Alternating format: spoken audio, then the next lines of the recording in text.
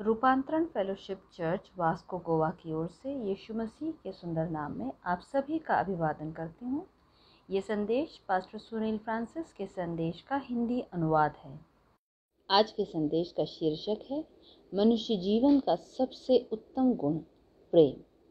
पहला कुरिन्थियों उसका 13 अध्याय पद 1 से लेकर 13 तक परमेश्वर का वचन यहाँ इस प्रकार कहता है, यदि मैं मनुष्यों और स्वर्गदूतों की बोलियां बोलूं और प्रेम न रखूं तो मैं ठनठनाता हुआ पीतल और झंझनाती हुई झांझ हूँ।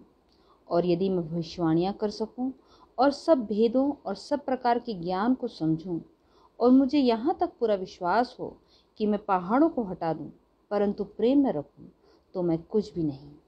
और यदि मैं अपनी संपूर्ण संपत्ति कंगालों को खिला दूं या अपनी देह जलाने के लिए दे दूं और प्रेम न रखूं तो मुझे कुछ भी लाभ नहीं। प्रेम धीरजवंत है और कृपाल है। प्रेम डाह नहीं करता, प्रेम अपनी बड़ाई नहीं करता और फूलता नहीं। वह अनरीति नहीं चाहता, वह अपनी भलाई नहीं चलता, झुंझलाता नहीं, बुरा नहीं मानता, कुकर्म से आनंदित नहीं होता, परंतु सत्य से आनंदित होता है। वह सब बातें सह लेता है, सब बातों की प्रतीति करता है, सब बातों की आशा रखता है, सब बातों में धीरज धरता है। प्रेम कभी टलता नहीं।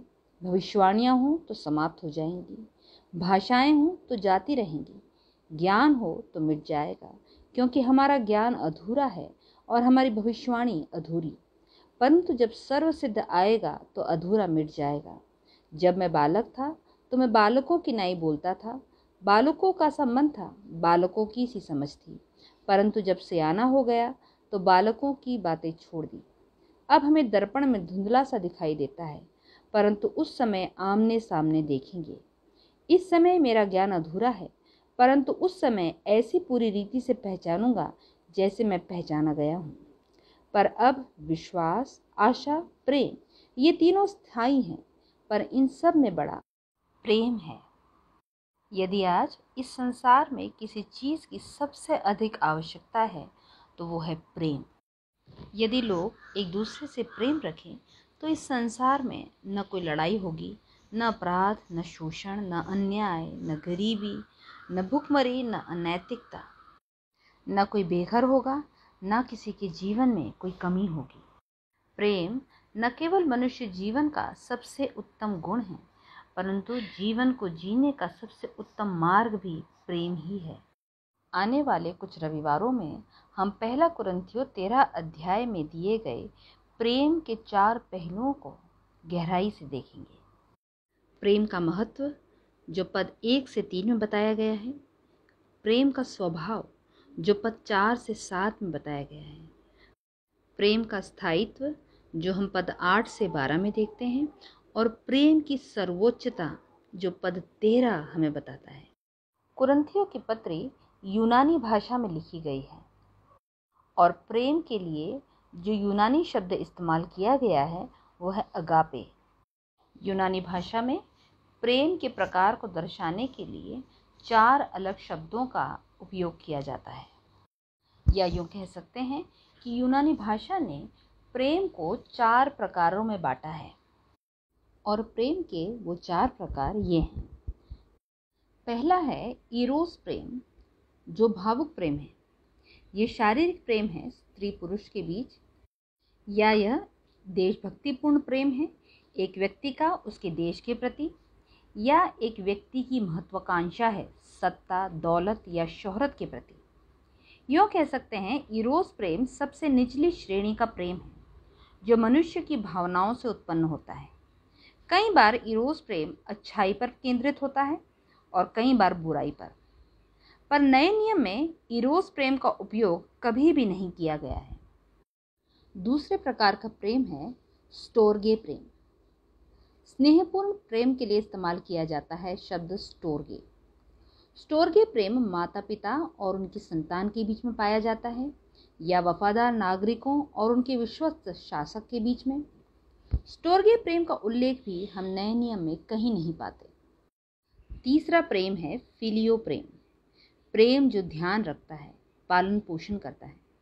पति और पत्नी का एक दूसरे के प्रति प्रेम, भाई बहन का एक दूसरे के प्रति प्रेम, मित्रों का एक दूसरे के प्रति प्रेम, यह वो प्रेम है जो किसी को दिल के बहुत करीब रखता है। और चौथा प्रेम है निस्वार्थ त्यागपूर्ण प्रेम, अगापे प्रेम। अगापे प्रेम किया जाता है मन से, इच्छा से, सोच विचार के। यह वो प्रेम है जो इस हद तक चला जाता है कि एक व्यक्ति से प्रेम करता है यद्यपि वह व्यक्ति उस प्रेम के लायक भी न हो। ये वास्तव में उस व्यक्ति के प्रति प्रेम है जो प्रेम किए जाने की योग्य बिल्कुल भी नहीं हो। इस अगापे प्रेम की 4 विशेषताएं हैं। पहली, ये निस्वार्थ अगापे प्रेम परमेश्वर का प्रेम है। परमेश्वर का अगापे प्रेम जो उसने मसीह के क्रूस के द्वारा हम पर प्रकट किया। अगापे प्रेम भक्तिहीनों के लिए परमेश्वर का प्रेम है। रोमियो 5 अध्याय 6 पद कहता है, क्योंकि जब हम निर्बल ही थे तो मसीह ठीक समय पर भक्तिहीनों के लिए मरा। अगापे प्रेम है परमेश्वर का प्रेम अयोग्य पापियों के लिए। रोमियो 5 अध्याय 8 पद कहता है, परंतु परमेश्वर हम पर अपने प्रेम की भलाई इस रीति से प्रकट करता है कि जब हम पापी ही थे तभी मसीह हमारे लिए मरा। अगापे प्रेम है परमेश्वर का प्रेम उसके बैरियों के लिए। रोमियो 5 अध्याय 10 पद कहता है, क्योंकि बैरी होने की दशा में तो उसके पुत्र की मृत्यु के द्वारा हमारा मेल परमेश्वर के साथ हुआ, फिर मेल हो जाने पर उसके जीवन के कारण हम उद्धार क्यों न पाएंगे। निस्वार्थ प्रेम या अगापे प्रेम की दूसरी विशेषता है कि यह परमेश्वर की ओर से वरदान है। यह केवल उसी व्यक्ति के द्वारा अनुभव किया जा सकता है जो परमेश्वर के साथ व्यक्तिगत संबंध रखता हो। यह केवल उस व्यक्ति के द्वारा अनुभव किया जा सकता है जिसने परमेश्वर के प्रेम को अपने जीवन में और अपने हृदय में प्राप्त किया हो। अगापे प्रेम परमेश्वर की आत्मा के द्वारा एक मनुष्य के हृदय में उंडेला जाता है। रोमियो 5 अध्याय 5 पद कहता है, और आशा से लज्जा नहीं होती, क्योंकि पवित्र आत्मा जो हमें दिया गया है उसके द्वारा परमेश्वर का प्रेम हमारे मन में डाला गया है। निस्वार्थ अगापे प्रेम की तीसरी विशेषता यह है कि यीशु मसीह के अनुसार जीवन में ये सबसे प्रमुख है। मरकुस रचित सुसमाचार उसका 12 अध्याय पद 29 से 31 में यीशु मसीह कहते हैं, सब आज्ञाओं में मुख्य ये है कि हे इज़राइल सुन, प्रभु हमारा परमेश्वर एक ही प्रभु है, और तू प्रभु अपने परमेश्वर से अपने सारे मन से, अपने सारे प्राण से और अपनी सारी बुद्धि से और अपनी सारी शक्ति से प्रेम रखना। और दूसरी ये है कि तू अपने पड़ोसी से अपने समान प्रेम रखना। इससे बड़ी और कोई आज्ञा नहीं।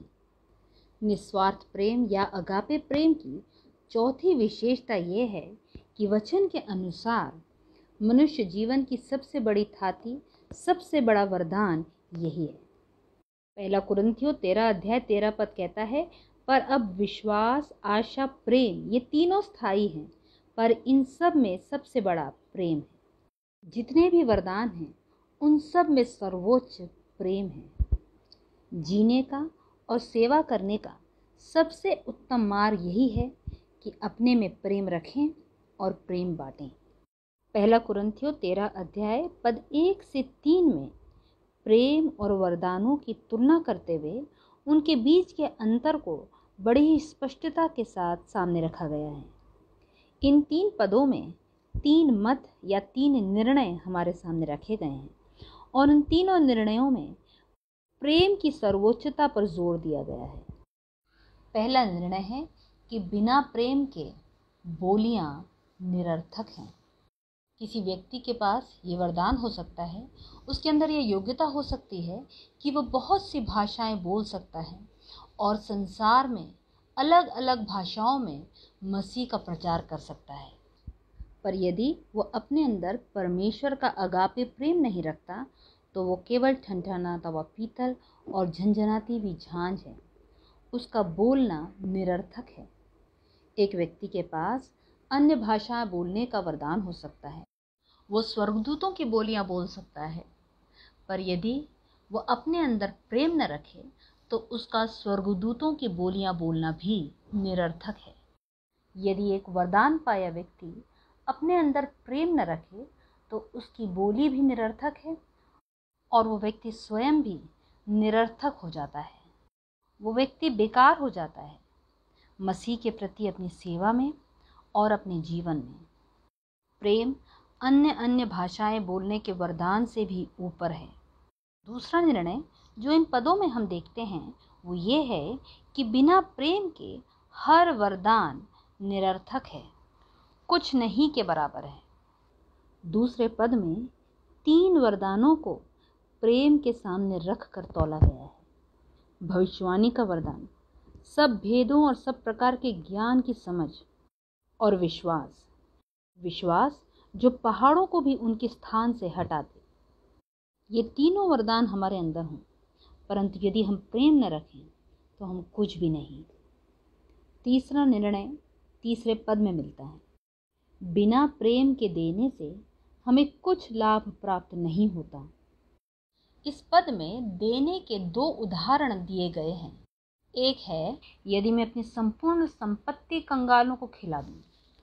कल्पना कीजिए, आपकी सारी संपत्ति आप बेचकर कंगालों को दे देते हैं, पर आप अपने अंदर प्रेम नहीं रखते, तो परमेश्वर का वचन कहता है उससे आपको कुछ लाभ नहीं होगा। देने के पीछे भी हमारी अलग अलग मंशा हो सकती है। हो सकता है हम हमारे कर्तव्य के चलते दे रहे हों, या हो सकता है हम तिरस्कारपूर्ण तरीके से दे रहे हों क्योंकि हमें देने के लिए मजबूर किया गया है। ये भी हो सकता है कि कोई बड़प्पन दिखाते हुए देता हो क्योंकि उसके पास है, पर दूसरे व्यक्ति के पास जो ज़रूरतमंद है नहीं है। या ये भी हो सकता है कि कोई उलाहना के साथ देता हो क्योंकि उन्हें लगता है कि जो ज़रूरतमंद हैं वे गैर जिम्मेदार हैं, उन्हें अपनी आवश्यकताओं और अपने जीवन के लिए और प्रयास करने की आवश्यकता है। या हमारा देना त्यागपूर्ण भी हो सकता है। फिर लेखक दूसरा उदाहरण देता है एक शहादत का। शहादत का सबसे भयावह तरीका था जीवित जलाया जाना, और प्रभु का वचन कहता है कि यदि एक व्यक्ति अपने अंदर प्रेम न रखे तो उसका शहीद हो जाना भी उसके लिए किसी लाभ का नहीं, उसकी मृत्यु व्यर्थ ठहरी। एक विश्वासी यदि शहीद होने के लिए बुलाया भी गया है तो उसे प्रभु के प्रति और अपने साथी विश्वासियों के प्रति प्रेम के चलते मौत को गले लगाना है, अन्यथा उसकी शहादत किसी काम की नहीं। इन 3 पदों से हम निस्वार्थ अगापे प्रेम के महत्व को समझ सकते हैं।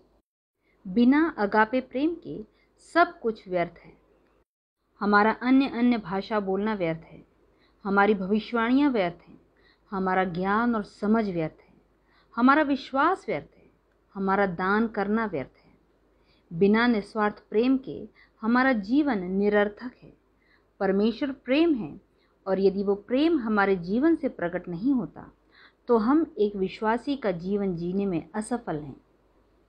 प्रियो, ये प्रेम हम अपने प्रयासों से अपने अंदर पैदा नहीं कर सकते, पर पवित्र आत्मा के द्वारा ये प्रेम हमारे अंदर उंडेला जाता है। हमें अपने आप को केवल खाली करना है, स्वार्थ से, कपट से, दुर्भावना से, बैर से, ताकि प्रभु का अगापे प्रेम और अधिकाई के साथ हमारे हृदयों में उंडेला जाए और हम जहाँ जाएं प्रभु का प्रेम हमारे अंदर से दिखने पाए, लोग उस प्रेम को महसूस करने पाएं और उस प्रेम के कारण प्रभु के पास खींचे चले आएं, प्रभु को जानने पाएं। आइए हम प्रार्थना करें। परमेश्वर पिता, यीशु मसीह के नाम में आपके चरणों में आते हैं, आपसे विनती करते हैं कि आपके अगापे प्रेम को हम में से हरेक के हृदयों में उंडेल दीजिए। हम में से हरेक विश्वासी अपने जीवन और अपने कार्यों के द्वारा आपके प्रेम को बांटने वाला बने। यीशु मसीह के नाम में आमीन।